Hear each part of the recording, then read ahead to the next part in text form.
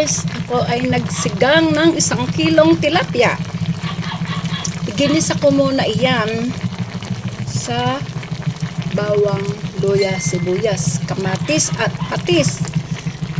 Niligyan ko yan ng eggplant at repolyo.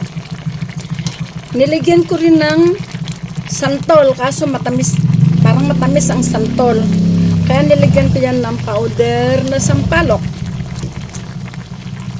At mayroon din iyan siling panigang. Niligyan ko na yan ng umami. Titikman ko na lang kung ano ang lasa.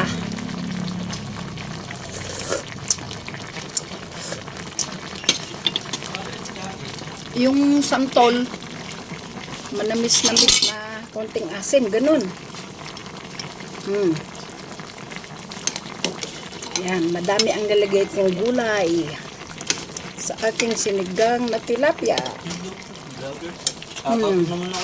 Oh, shout out, Totoy! Saan? Oh, harap ka. Teka lang. Eto si Taytay. Tayo ka, Taytay. Kalaki po. Ayan, kalaki po.